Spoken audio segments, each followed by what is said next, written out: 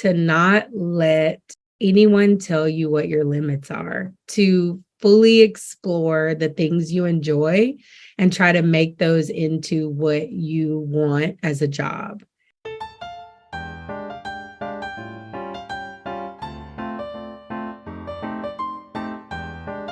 Cara, welcome to You Are a Lawyer. Absolutely. Thank you for having me. I'm very excited to finally be invited on the show, the infamous show, infamous in a good way. Thank you. So you and I have a really long history, but it's a really good history. We met in 2012, 10 years ago. God, is it that long? We're old. Wow. We are. So just to catch y'all up, we are now both married. We are both mothers. We both live in different states from where we met. Okay, we've done a lot of stuff. And so, Cara, when I met you, you were my contracts TA. When I was a 1L, you were a 2L.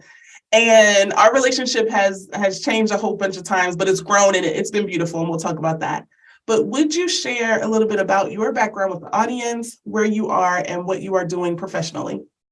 Absolutely. So I graduated from Southern University Law Center, whoop, whoop, shout out SCLC, in 2014. From there, I moved to Dallas, Texas, and worked for a few law firms there for about 5 years. And then after that, I moved to Washington, D.C. in 2019 to work for the Department of Veterans Affairs, working in their Office of General Counsel, and I do employment policy work, which I absolutely love. Yeah. I've been there for about 4 years, almost 4 years, yeah, and been loving it ever since. I am also a wedding planner, and I've been doing weddings since February of 2020. Actually, since before that, because I got married in January of 2019 and I planned my own wedding. And after that, that's what really got me interested to be like, you know what, I could do this for other people and they can pay me money. So yeah. I've been doing that for almost 3 years. I have about 12 weddings under my belt. Some I've fully planned, some I've just coordinated. I'm also a mom to a wonderful daughter named Iris, who is almost 14 months old. And my husband, Ben, and I live in Prince George's County, Maryland. Yeah, so I'm, my life is pretty insane also. So. Absolutely. So are you working from home or do you still go into the office? So we're in a hybrid model right now, but it's like 99% of work from home. I have to go into the office at least twice a pay period. So pretty much once a week. So it's not that bad. And depending on like weather and circumstances, my bosses are pretty lenient about the work from home. So I work from home most of the time. And also, just as a full disclaimer, I am working in my daughter's room right now, as you can see. She has the best lighting. So, and her background's cute. So here we are. It looks good. Don't even worry about it. So you said a whole bunch of stuff there, but to touch on, you said employee relations policy? Employment policy. Employment policy.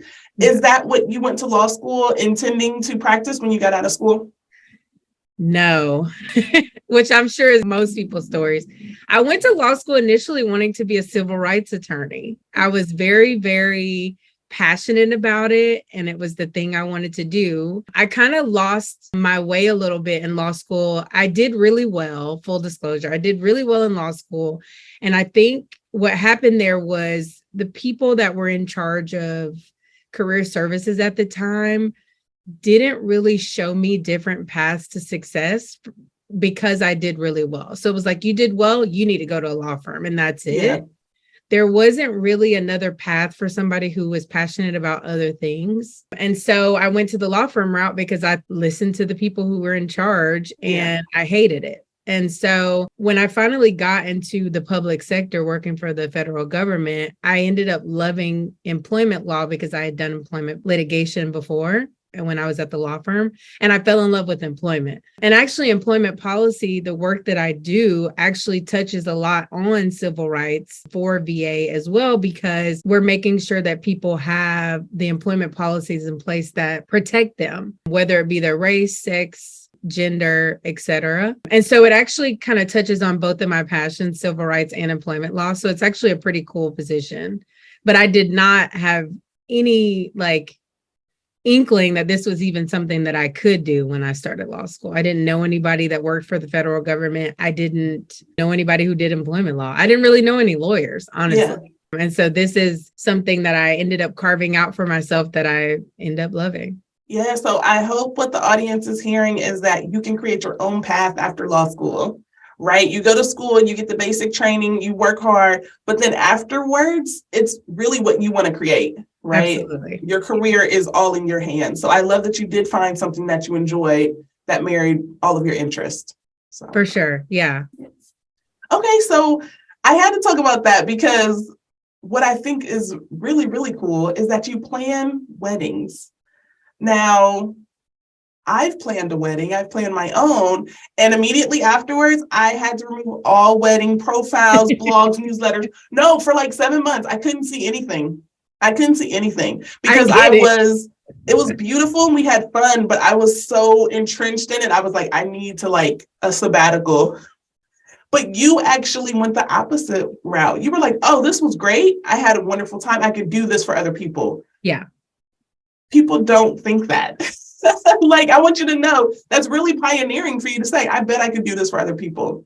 So what was that conversation like with your husband? What was it like when you said, hey, I want to do this as well? So first of all, I am the oldest of three. So I have a planner spirit because I've been kind of my family planner for forever. So I plan pretty much all of our family trips. So I do a lot of planning in life. And so my husband kind of already knew that. And so going into wedding planning, he was like, hey, these are the things I care about, but like, you go ahead and do what you want to do. So once we planned our wedding, he was, I had the conversation about, hey, like, I really think I could do this. And he was like, honestly, you're really good at it. I could totally see you doing it and I support you. So, he knows me well enough to know that if I didn't love it, I would not have chosen to make a business out of it. Yeah. And he also supported me in that he knew that like there are things that I'm really, really good at, like logistics and planning and things like that. But I'm also, I struggle in some other areas where I need work in certain areas. And so he picked up the slack in those areas, like putting things together for people or making sure I make it to places on time or, things like that. And so we actually kind of played off each other, but he fully supported me and said, if this is what's going to make you happy, then totally do it. And so I started planning my first wedding shortly after we got married. Okay. And I ended up doing the wedding in February 2020, literally the week before COVID, like shut everything down. So it was friends of ours and I did it for free. And he ended up coming and helping me. So yeah, that's kind of how it started. And he's been a big supporter ever since. Yeah. You love something if you'll do it for free.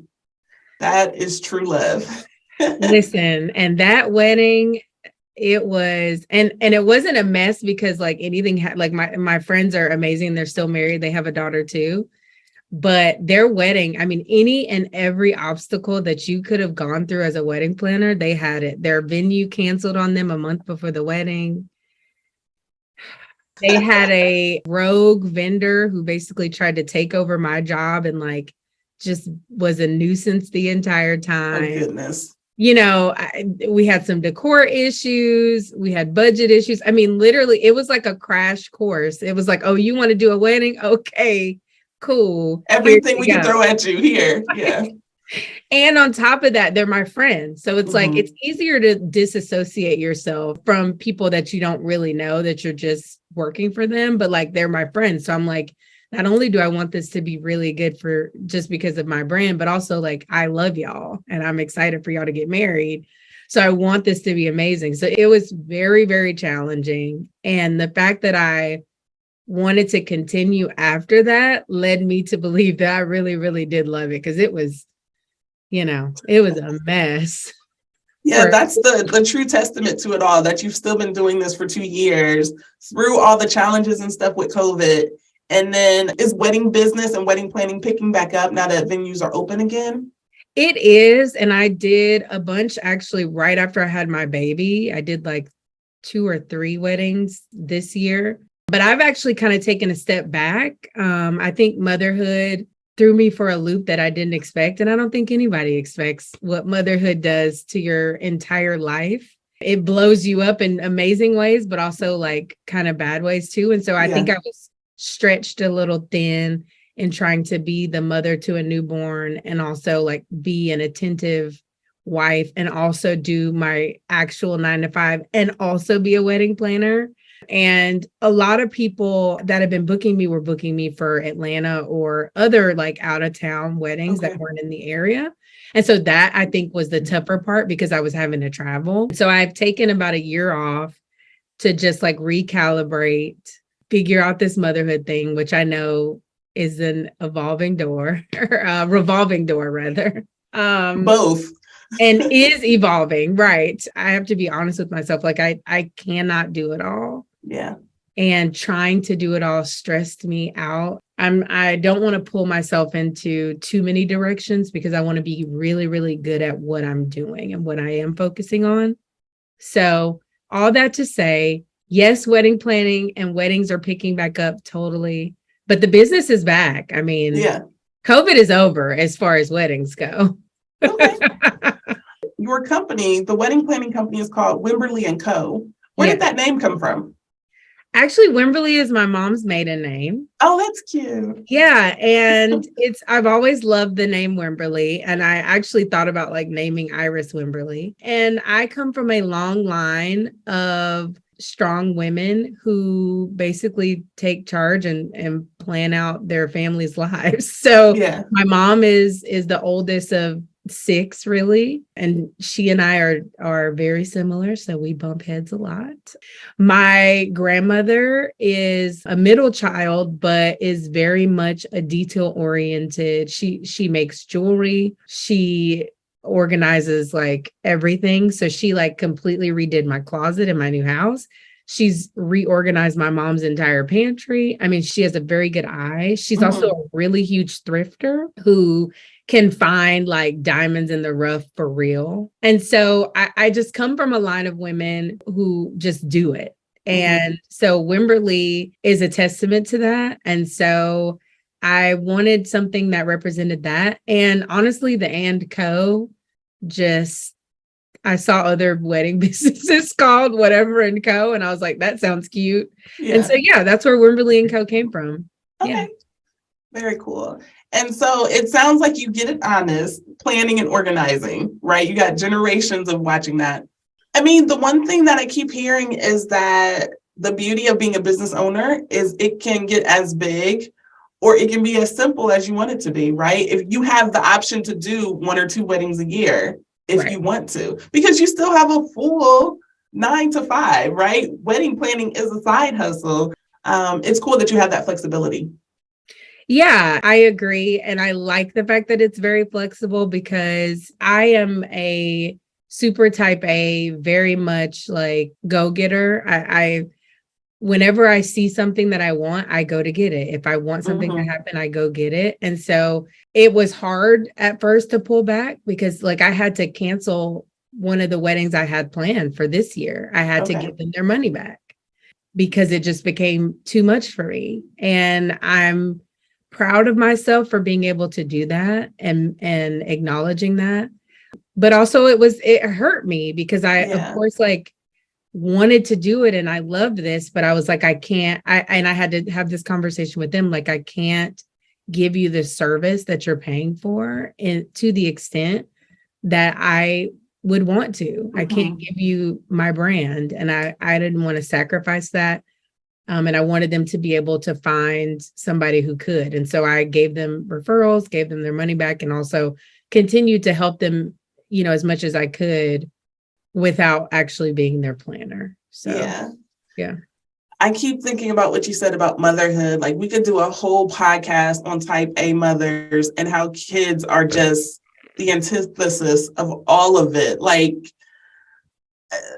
it's just mind-boggling. And I'm like, did people just not tell the truth about having kids before? Like, what is this new brand of pandemic babies that are just like y'all thought the world was ending, but it's not. Now I'm gonna just like it's beautiful, but it's a lot. Every day, like at the end of the day, my husband and I are like, we survived. We did it. And I don't know if other parents felt that way. They just weren't saying it. So it is great to hear you say it, and that you could acknowledge that you were being stretched too thin and you could kind of pull back on stuff that was important. So yeah, absolutely. And I agree. I think the issue with parenthood in general is people can't fully describe anything until you experience it. It's just one of those things where it's like you try to describe the feeling you feel when you birth your baby and the love that you feel immediately. It's just not something that anybody will understand until you've gone through it. So I think that's how parenthood is. It's like people be like, you don't know. And you're like, whatever, it's not that bad. They just cry and poop. And you're like, oh, it's a lot more. It's a lot more. Yeah. And I think also the thing about parenthood is that it causes you to discover things about not only yourself and the way that you were mothered or parented. It brings out those insecurities in you. It also brings out all the insecurities in your relationship with the person that you had the baby with. And you're like, it blows up your entire universe. And it's just not something that you can ever anticipate or describe. One of our friends told me, she was like, some days I go hour by hour. And I'm like, let me just make it to 2:00, and then I'll worry about 4 p.m., Yeah. And I think that's such good advice for anybody who's a parent, but also like a business owner or a lawyer or anybody who is working a job that they hate or that they, you know what I mean? Like you just have to go hour by hour and come up with a plan for that time. And whenever you're done with that time, then you worry about the rest. It's incredible, but also insane at the same time. That's good advice, hour by hour, because some days you can't think about 4:00 because then you got to think about dinner. I saw a tweet and someone was like, oh, this is ghetto. I had this baby 5 years ago and I got to feed it every day. And I was like, yeah, I hadn't thought that part through. So Cara, speaking of having a fresh perspective on things, putting your own stamp on it, doing it your own way, we're going to talk about podcasting, because you were talking about working in a law firm, being miserable. My last time thinking about being in a law firm was pre-pandemic. I was hiding in the evidence closet, talking to you on the phone, like, I think I want to start a podcast. What do you think? And you're like, I mean, do it, definitely do it. But I think you should make a list. And I'm like, what? Well, what do you want to talk about? And I'm like, this and that. And you're like, I think you should broaden it. I think. So you were a co-host of a podcast called Millennial Lov3, you and 2 other hosts. And I have to say, you were the first Black person that I knew who had a podcast. You were. I've seen people on TV. You see all these things that, of course, I think they were like sports podcasts and stuff. But like my podcast has been running for almost 3 years. So yours was 2 years before that. So you were definitely the first. I mean, you're posting pictures of you going to awards galas and I'm like, oh, people actually have full, like podcasting is a thing. It's not just a little episode. You had all the stuff. So what was that like? I know that probably feels like it was 5 lives ago now. But what was podcasting like? Because you were a really big example to a lot of people who were watching you. Well, I wasn't expecting that. Thank you. It does feel like a lifetime ago. I mean, we started Millennial Lov3 in 2016, I feel like. We started talking about it in the beginning of 2016. We started in early 2017, actually. And then, podcasting was a beautiful experience for me. I was in a very interesting place in my life where I was kind of in limbo. I was in limbo with my current job. I was in limbo with dating in my relationship. I was dating my husband again for the second time, but I was also dating other people. I was new-ish to a city, to Dallas, Texas. I was building my community there, but I hadn't immersed myself in everything Dallas. So it was very crucial limbo period where I could either like do really well after or like go downhill really quickly. And I feel like the podcast experience, it was like therapy for me. Like I was very, very open and honest. And I think like that's why a lot of people listened to our podcast, because we were all pretty open and honest about our experiences in that time. And what I realized was so many people were going through the exact same things we were going through. Like you think like, you know, you have your friends and like all of your friends are going through dating issues and stuff, or all of your friends get married around the same time and have kids around the same time. But that's a very small like microcosm of your world. Like having the podcast opened my eyes to the fact that like people in different countries, continents, whatever, were dealing with the same stuff we were dealing with in Dallas, Texas, little old me from Cecil, Georgia, you know? And it was a really, really cool experience that I don't think can even be recreated now, because it was such a new landscape. Podcasting was, I mean, people have been doing it, but it was a fairly new medium. And we did really well. It also taught me a lot, not only about like people my age and like opening up the world to me, but it also taught me a lot about business. Like we started an LLC. It taught me that you can have an amazing product, but if you don't get the people right, it won't work. And that's one of the things that I think we were young and ambitious, and we just didn't think through all of the issues that could come in the future. And so it's really a testament to me learning how to protect myself in businesses for, you know, the future and the longevity of whatever that product is. So it was an amazing, I mean, Millennial Lov was crazy successful. Like I looking back on it, I didn't realize just how successful we were until I look at other like podcasts and stuff like that. Like our listenership was insane. I mean, we were getting millions of listens, and I'm like, it just blew my mind. And in the moment, it felt like we were like mini celebrities in Dallas. It's like people would see us out and they'd be like, "Oh, you're Cara D," and I'm like, "Oh yeah, yeah." You know, I just didn't understand the impact until I look back on it, and it was a beautiful experience. I would not trade it for the world. I miss being vulnerable in that way to, you know, millions of people that don't know me, and just opening up about things. I do miss the podcast space, which is why anytime anybody asks me to be on one, I'm like, absolutely. I'm always on. You know, there's another podcast that I've done several times called Hue I Do, which is a Black wedding podcast that I love. And I was so excited when you finally asked me, because I was going to ask you, but I was like, no, like, you know, she has her own thing. Like, I'm not going to ask her. And so I was so excited when you finally asked me to be on it, because I love the space. And I also love the fact that you're doing this, because you are a testament to fully carving out, like for real, carving out what you want to do, and doing it, and just not taking no for an answer and doing it. And I think that that's a beautiful space. So congratulations to you. Thank you. Well, I will say I got that from you. I think because we went to law school in Louisiana, I kind of had like a third eye for people who were not from Louisiana. You know what I mean? Even the people I still talk to now are not from Louisiana, but we met in Louisiana, right? It's like the out-of-state students were all like, what is this? Right. That's exactly it. What is this? What is this? So you were being very humble. You guys were complete rock stars. I remember I was like, you know, my best friend listened in Florida. My cousin was listening. And I was like, oh my God, Cara's getting married in January. I get to go. And they're like, oh. And I'm like, no, remember, I know her from law school. Because people were like, oh my God, you get to go and you know her? Wait, what? And then even I got married 2019 and you came to that wedding and people were like, Cara's here, isn't she? Oh my gosh. And I'm like, yeah.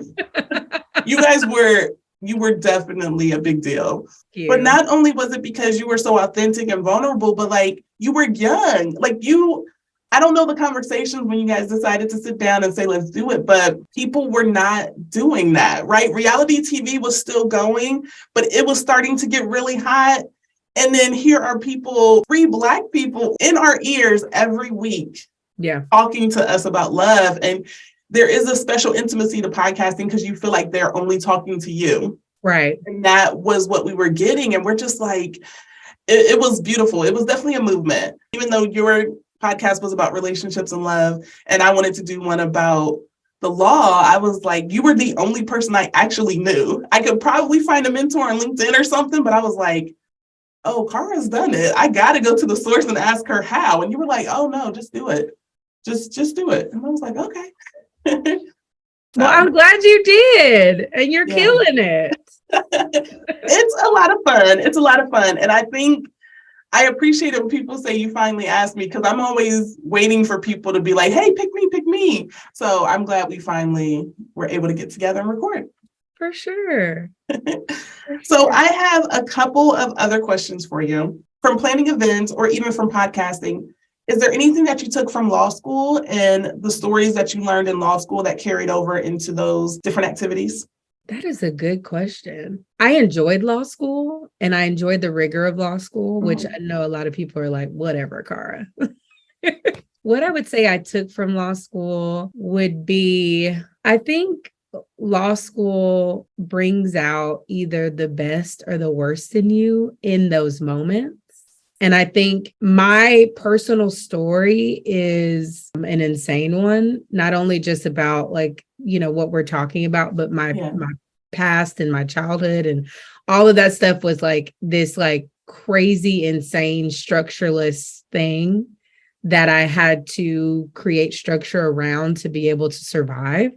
Law school taught me that I could survive and be amazing in a crucible, basically. Wow. Doing well in law school gave me the confidence that I could overcome some other stuff. And so it really was the like springboard for all the things I'm doing now. I mean, law school, if you've never gone to a school where you only have one test at the end of the year or the end of the semester, then 6 months of learning. And right. One test and you can do well on that test. And then after that, not only do you got to go through that for 3 years, but then you got to take another test that is all of those things combined into one for however many hours based on your state.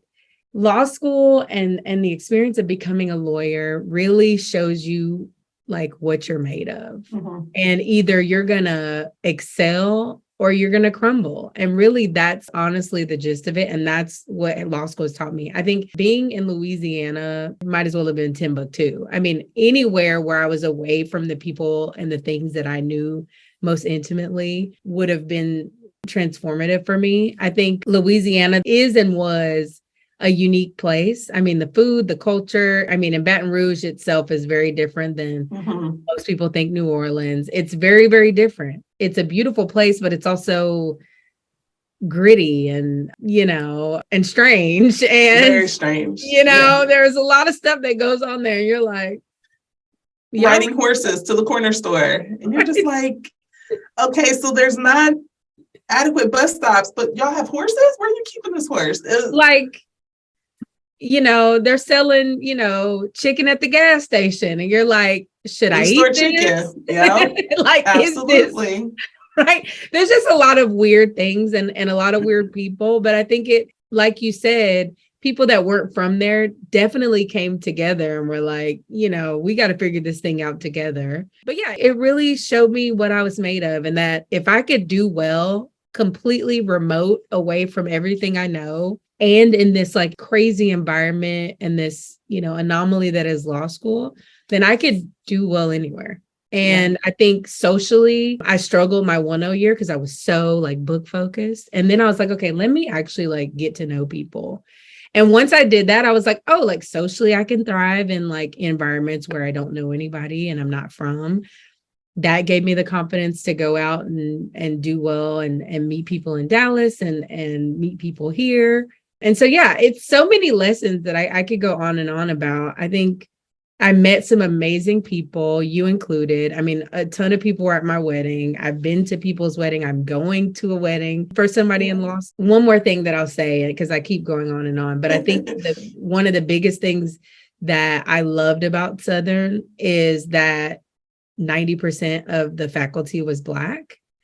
and they were successful Black attorneys. And they showed me that like they were my family. So I can text or call a professor today, and I graduated in 2014, and ask a question and they will respond. No questions asked. Even when I was in law school, there have been times when I needed something that had nothing to do with school and they were there. And so that family that you create, not only with like your classmates, but with the faculty and staff, it's a beautiful thing. And I know that there are other HBCU law schools, but I'm going to talk about mine. I think it's a unique experience that cannot be duplicated. So yeah, Southern has taught me a lot. Law school has taught me a lot. Okay. And did you go to law school right after undergrad, or did you have some time between? I took a year off. Okay. I took a couple years off, but I was 28 in law school, but I still feel like I became an adult in law school because it pulls you and stretches you in a different way. Absolutely. Because it pulls you and stretches you in a way that you can't duplicate, and that it's like nothing I've ever experienced. And it definitely shaped and molded me into who I am today. Okay. Very cool. So, Cara, my last question here. The podcast audience is full of law students and new lawyers, so 5 years or less practicing. Okay. Is there anything that you would say to them about the multiple ways they can use their law degrees? Any kind of advice that you would impart to them? Yeah, good question. My advice would be to not let anyone tell you what your limits are, to fully explore the things you enjoy and try to make those into what you want as a job. I was limited unintentionally by people that I thought had my best interest, and they had my best interest because that's all they knew. But do not allow someone else's limits to be placed on you. There was a guy who was externing with my office, and he wanted to do space law. And he was like, that's what I want to do. Like, and that's what I'm going to do. Yeah. And I was like, I don't know anything about space law, but like, I think that's really cool. And the fact that you are like fully invested.